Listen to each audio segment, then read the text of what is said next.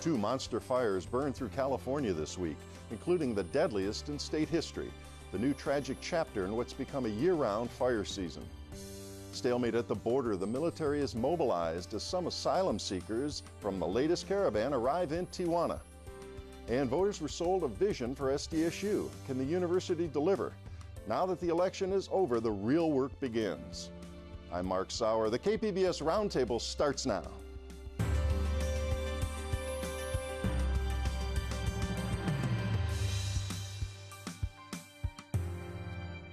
Welcome to our discussion of the week's top stories. I'm Mark Sauer. And joining me at the KPBS Roundtable today, reporter Priya Sridhar of KPBS News, reporter Gary Robbins of the San Diego Union Tribune, reporter Maya Sri Krishnan, a Voice of San Diego, and Tony Perry, former San Diego bureau chief for the Los Angeles Times.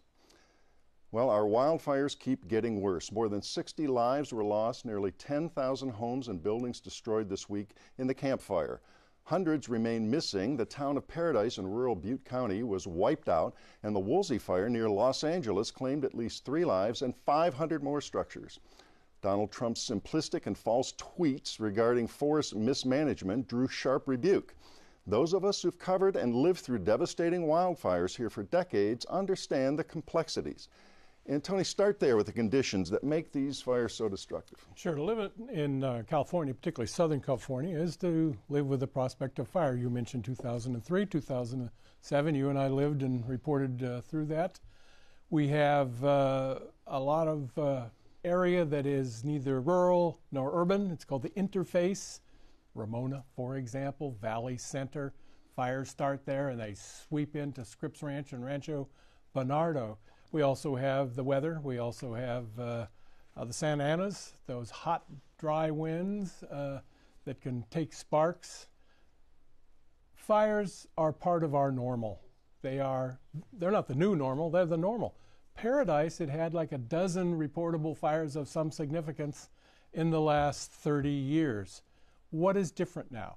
Well, Jerry Brown, our governor, soon to be our former governor, says that what we're seeing now is the new abnormal. Why? Drought. We are in the grips of drought. We have been, and we're probably going to be for a while. Budget problems, agencies that don't clear away dead trees, for example. The federal government that doesn't seem to want to step up and take care of its property. State government has its issues. And then, of course, dare we mention it, climate change. Winds, heat. And then, of course, you've got another factor, and we ought to bring it up, and that is electrical wires, particularly in rural areas. A lot of undergrounding in some places, but a lot of places not. And by one estimate, 17 out of the last 21 big fires we've had in this state started with dropped lines and sparking. And they say that Pacific Gas and Electric, the big agency up there, the utility in Northern California, its wires may have hit the ground and caused problems, and its investors are dropping their investment quickly. They're afraid of the thing becoming bankrupt. It could take a huge hit in this fire. Yeah. Because San Diego Gas and Electric's been fighting not to have to take the responsibility for certain fires here. So it's normal, but now, according to the governor, it's abnormal, and it is here to stay. Yes, it is. Gary? SDG&E shut off the power to 24,000 people ahead of time. That so-called de-energization. And that's just because of the conditions here this week. Right, because they're worried about power going through the lines will spark and start wildfires.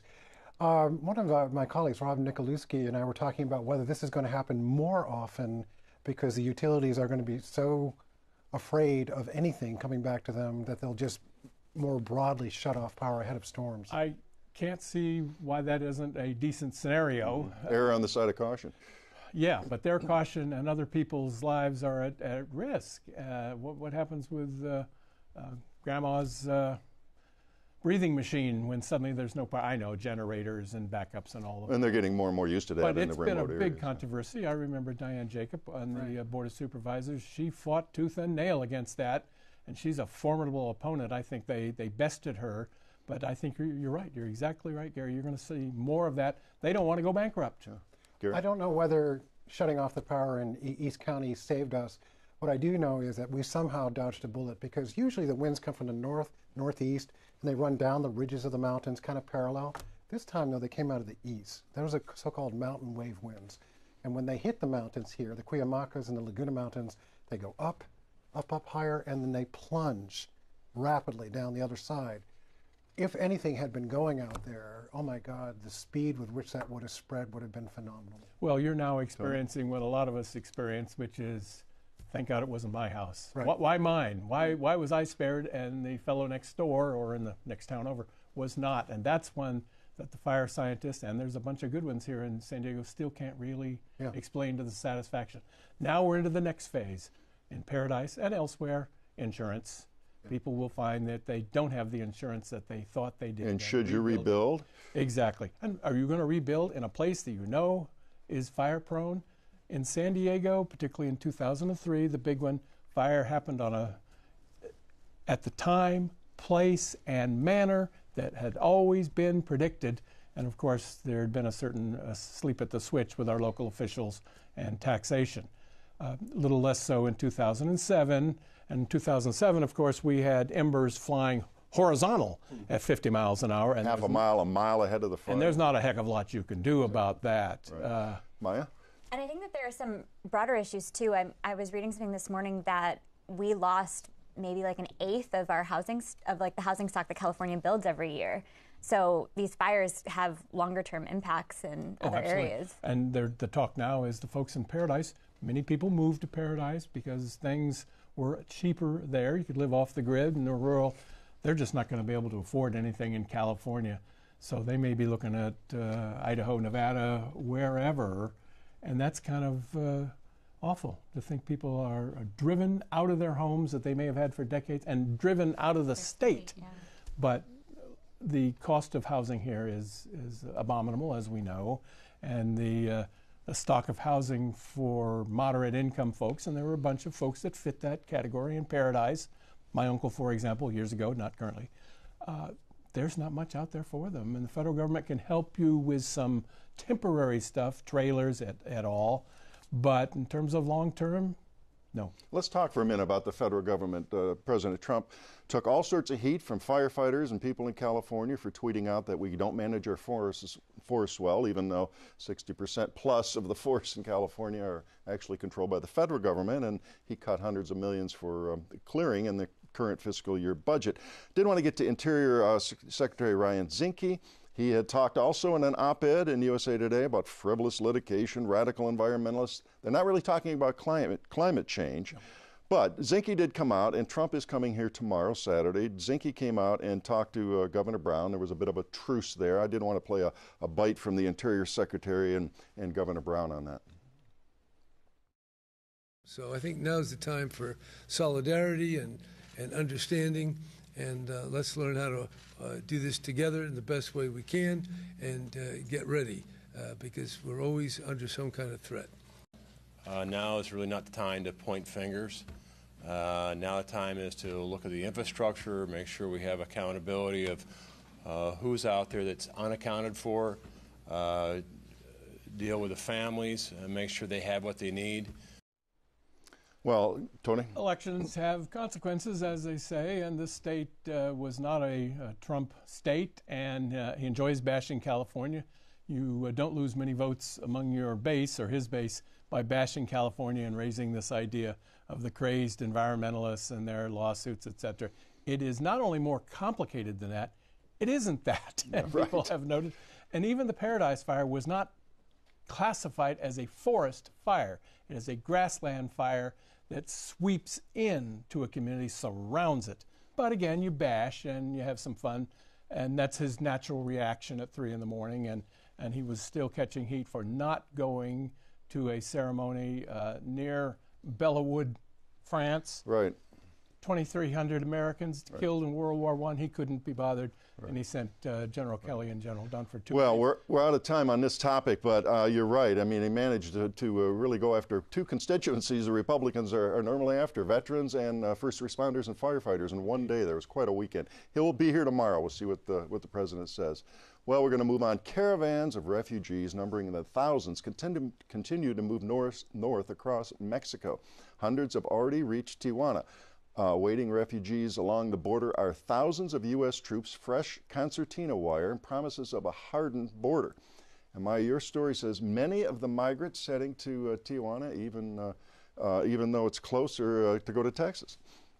Yeah, the border between Texas and Mexico is really dangerous. The towns along Mexico and the criminal organizations that control those areas are known for their brutality against migrants. So, even though Tijuana has had record high homicide levels, and right now we're seeing a lot of protests and pushback against the arrival of these large groups of migrants, it's still safer than the alternative. Can Tijuana cope with these kind of numbers coming in?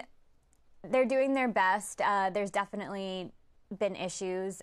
There's been pushback from residents. There's been protests and a lot of activity on social media about them being unhappy. They feel like they have enough problems in their city and they don't have the resources or shouldn't have to be here to support the migrants. The city has tried to create more shelter space because that was a huge issue. There just wasn't the capacity for all of these people who are coming in. So they've converted stadium sports club into an area that can house over 1,000 migrants. What are our Marines doing? I know the Army, McAllen, Texas, a couple of stories in the New York Times Washington Post. The Army guys were sitting around bored out of their skulls wondering what the heck they were doing. Jim Mattis, Secretary of Defense, had to fly down and kind of raise the flag, if you will, and say you actually are doing something. What about here? What are our troops doing? Are they equally bored and not sure what the heck they're doing down there?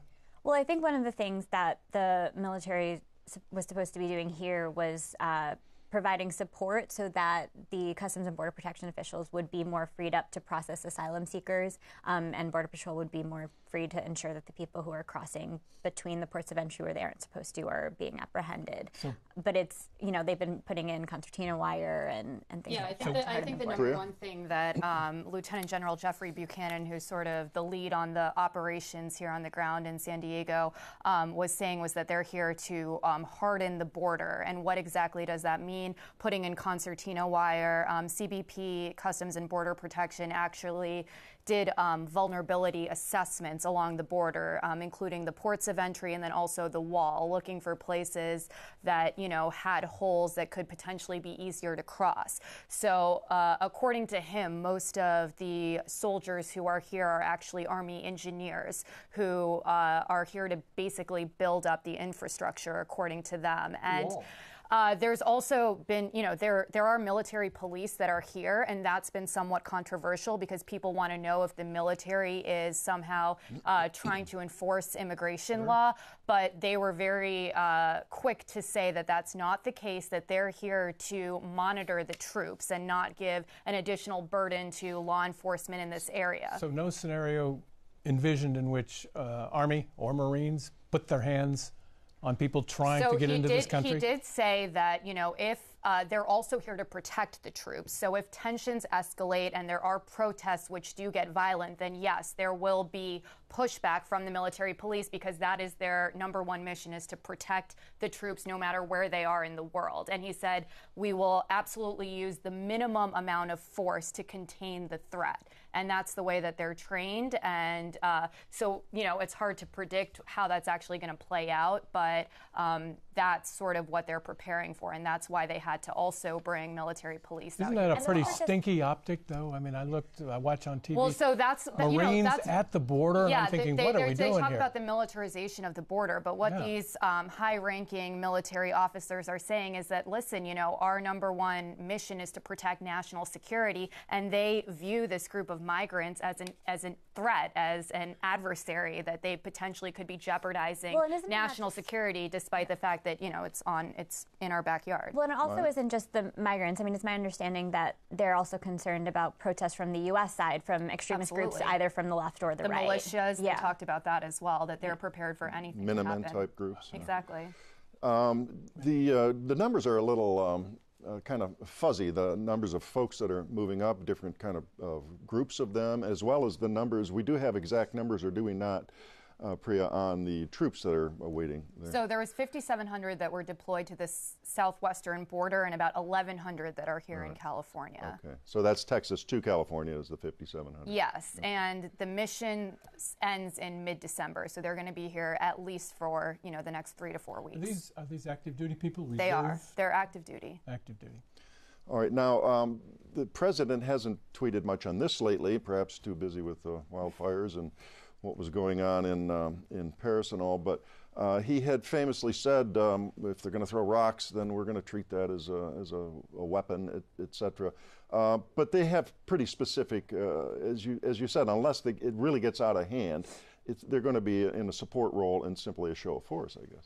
Absolutely, but Customs and Border Protection is preparing for potential violence. They say that when the caravan moved over the Mexican border from Central America, that there were, reports of rocks being thrown and things of that nature. So they were saying that that's what's different about this caravan compared to previous ones, like the one that we saw last spring, is they're saying that this group is more violent than anything they've ever seen. Maya? Yeah, and I mean, there's also other things that come into play at the Mexican-Guatemala border at that time. The Mexican government had also reinforced that border and closed off the border in a way that they had never done before, which is one of the reasons why it was different than previous caravans. Change the dynamic. They didn't even face like a fenced-off border in the last caravan. What's your sense of who the folks are coming out of here? The one thing in this discussion, we talk so much about the border and the troops and Trump's politicizing, et cetera, but we don't talk about the conditions they're escaping and who these folks are, and lost in this is these are really asylum seekers, most of them, right? Yeah, I mean the majority under of international law. Yeah, the majority of people who I've spoken to and who I've seen speak to other reporters are asylum seekers. I think the UN had estimates a couple of weeks ago that about a third of them were children. So we're going to see a lot of families. There's certainly people. There's been news reports with smaller anecdotes, and I've talked to some people who are just looking for economic opportunities. But the vast majority seem to plan to come to San Ysidro and turn themselves in. And will children asylum. be taken away from the adults they're traveling with and put somewhere, or not? I mean, they haven't really expressed what they're going to do on that policy. It's been my understanding, even during the confirmation hearings with the new ICE director, that they did not rule out family separation, but we also know how that went last time it happened. So, I think now it's a lot of a waiting game to see what happens. And Priya, the question comes up, could they possibly shut the whole northbound lanes from Mexico here if situations Yeah, they've already shut down several lanes in San Ysidro and Otay Mesa, but they are saying that that is an option on the table. They're going to consider everything. I think another thing that's going to be interesting to watch is we recently heard President Trump saying that anyone who illegally crosses will not be able to ask for asylum, whereas before we had people who, during their deportation process, could claim for defensive asylum. And now he's saying that because of this caravan, that's not going to be an option. So if they want asylum, they have to turn themselves in, like you mentioned, in San Ysidro. But if they try to cross illegally, you're out of luck. Can he make that stick, or is ACLE? Well, so I asked USCIS about it yesterday, actually, and they said that it most likely will end up being whatever judge they come in front of that will ultimately make the decision. The ACLU and several other groups have sued on it, so it's kind of still it's up in the air. We're out of time in this segment, but we'll be looking forward to a lot of your reporting going forward on this. It's a very complicated issue. Well, drawing on a deep reservoir of goodwill, backers of San Diego State University won resoundingly at the polls last week. Voters okayed SDSU West, the university's rights to negotiate by the huge stadium site in Mission Valley. Plan is to develop a sparkling satellite campus with a stadium and lots more. And let me note, full disclosure, SDSU holds the KPBS operating license. So Gary, what's all planned out there? A whole lot. A stadium, a research park, housing, retail space, a great deal. It's just beginning to come into clearer view, actually. So we've been talking about the stadium for a long time, but it's only been since Adela De La Torre became president that a lot of things started to become more clear. For example, the Research and Technology Park. The university was very vague about that until she became president. Now it's starting to come into view. And that's the area that I've been covering the most. There are a lot of questions about whether they can do that or not. This is obviously a science area. This university brings in about $130 million a year. But when it comes to biotech space, a lot of those companies are going to Sorrento Valley and Torrey Pines Mesa. And it remains to be seen whether the university can convince a lot of these corporations to settle on that campus and help pay to erect buildings and pay ground leases so they can actually build a technology. Even that new... Sort of seemed to, you were gently saying, we love San Diego State University here locally, but don't overestimate it. It doesn't have a medical school, you pointed out, right. And that's the magnet that gets They also biomeds. lack something that UC San Diego has in Irwin Jacobs. This university doesn't have that long-term benefactor who pumps in millions and millions and millions of dollars over a very long period of time and has his company do the same thing, both in the form of gifts, but through research grants. I mean, Irwin Jacobs founded Qualcomm. And then other people at Qualcomm, other founders have been pouring a lot of money into the university. So one of the reasons UC San Diego has grown so much is because of that relationship. San Diego State can grow a lot more, but it needs help, and it particularly needs it in areas like engineering and computer science. What about the purchase of that land? 140 acres, $78 million. Yeah, that's the first step. You got to buy. How much is it going to be? They want them to give it to them, right? So I was talking to Jen Van Grove from our staff, who is covering that more closely. I'm covering the research, she's covering the land.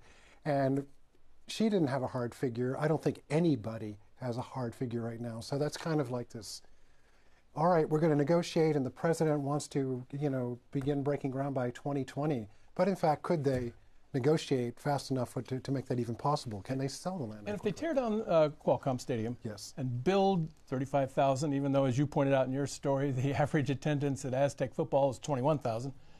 But on the other hand, is that the death knell to those of us who are hoping an NFL team will come back, please, and play at Qualcomm? I think that it is. It feels like... And those of us who are hoping they aren't, that's great news. Well, that's where a lot of the money of the county, that's where a lot of the money would go. And would they, you would need to build something larger. It's that simple. Yeah. Who's going to pony up the money to build something larger? And we've been through that before. And there's also a lot of feeling that, 35,000 is probably roughly the right size for a university football team like this one here. And maybe a soccer team if yeah, exactly. That's attractive. But you're right, the attendance has dropped by 30% at Aztec football games since last season. Yeah. That is worrisome to the university because they need some of the gate receipts to help pay for what's going to occur. Yeah, let's start talking a little bit about revenue here. I mean, the numbers in your story, they're enormous over time, and maybe not that much time. Well, you'll remember that originally the stadium was going to cost about $150 million, and then last year suddenly it went up to $250 million. We've never seen a stadium go down as far as price. So could it go up again? I'm not sure. It certainly could, but I think we're seeing the university preparing for it. Under the previous person, under Sally Roush as the interim, they kind of avoided the question of whether to raise more money through private donations. But the new president has jumped on it. I spoke to her a couple of weeks ago, and she implied that they were close to a couple of major gifts and bigger gifts in cooperation from corporations locally. They are going to need all of that and more to pay for the stadium, to operate the stadium. What are the big numbers? What's the overall step-back number, $500 million or? No, I haven't seen a number that I am comfortable with. And I got to tell you, Mark, I'm confused by some of the numbers. So we know that they want to go to the California State University system for a $300 million revenue bond. Exactly what does that cover? Does it cover the destruction of the stadium and preparing the ground? And does any of that money go toward the actual construction of a stadium? It's not so clear when you have real face-to-face discussions. What about the nastiest word of all, litigation? Oh, yes. So while the university is anxious to get these talks started and really jump into it at the beginning of the year, litigation could slow this down for a very long time. Petco Park? Yeah. How many lawsuits? Yeah. Do we have a Robert Moses who can make this work? Is that the Jack McGrory role? It could be. I want to shift it a little bit to Dr. De La Torre. She's only been here since June. She doesn't come from this kind of background. She came from UC Davis, where she's specialized in social justice. She hasn't been a person that's raised a lot of money historically, but since she's been here, that's what she's talking about. And she's talking with more specificity than anybody before did about what the entire site would be. In the past, they were talking about a stadium. These other things felt like add-ons, sensible add-ons, but add-ons. So the kind of energy, you can actually get her on the phone. The first thing she did when I met her the very first time was give me her cell phone. In the past, the university was falling into this period of a lack of transparency. That's been shifting, and that can only be good news when you're trying to talk real world about what something costs. Got a couple of seconds left. What's our timetable here? You mentioned early on they want to put a shovel in by 2020. If they did that, they would hope to begin games there within 2 years, so by 2022. Wow. That's a fast build, but you know, I'm looking at some of the buildings they're throwing up at UC San Diego right now, and they're doing it in 22 months. Wow. So would they play at Petco Park, the football team, in the meantime, if they had to? It appears that they would play. Okay, so if there really is no other place for them. Yeah, and the first thing you got to do is tear down the stadium itself, which is not only costly, but imagine all the concrete and the debris. No, it's nothing but concrete. Call the landfill. They're gonna prepare that. Well, we are out of time, and we'll look for a lot more stories on that as we go. That wraps up another week of stories at the KPBS Roundtable. I'd like to thank my guest, Priya Sridhar of KPBS News, Gary Robbins of the San Diego Union Tribune, Maya Sri Krishnan, and a voice of San Diego, and Tony Perry, formerly of the Los Angeles Times. And a reminder, all the stories we discussed today are available on our website, kpbs.org. I'm Mark Sauer, and thanks for joining us today on the Roundtable.